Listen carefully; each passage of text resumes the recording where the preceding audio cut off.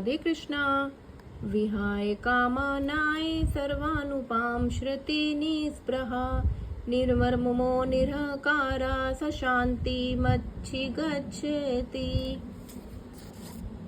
जिस व्यक्ति ने इंद्रिय तृप्ति की समस्त इच्छाओं का परित्याग कर दिया है, जो इच्छाओं से रहित है और जिसने सारी ममता त्याग दी है तथा अहंकार से रहित है, वह वास्तविक शांति को प्राप्त कर सकता है। तात्पर्य निसर्पह होने का अर्थ है इंद्रिय तृप्ति के लिए कुछ भी इच्छा न करना।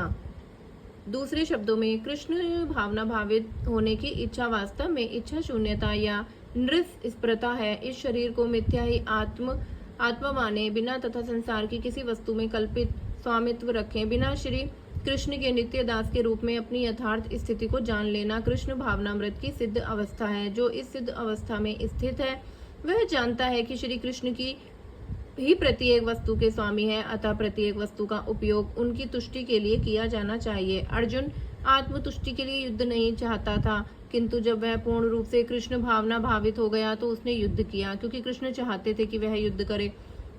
उसे अपने लिए युद्ध करने की कोई इच्छा नहीं थी, किंतु वही अर्जुन कृष्ण के लिए अपनी शक्ति भर लड़ा। वास्तविक इच्छा शून्यता कृष्ण तुष्टि के लिए इच्छा है। यह इच्छाओं को नष्ट करने का कोई कृत्रिम प्रयास नहीं है। जीव कभी भी इच्छा शून्य या इंद्रिय शून्य नहीं हो सकता, किंतु उसे अपनी इच्छाओं की गुणवत्ता बदलनी होती है। भौतिक दृष्टि से इच्छा शून्य व्यक्ति जानता है कि प्रत्येक वस्तु कृष्ण की ईशावास्यमिदं सर्वम, अतः वह किसी वस्तु पर अपना स्वामित्व घोषित नहीं करता। यह दिव्य ज्ञान आत्म साक्षात्कार पर आधारित है, अर्थात इस ज्ञान पर ही प्रत्येक जीव कृष्ण का अंश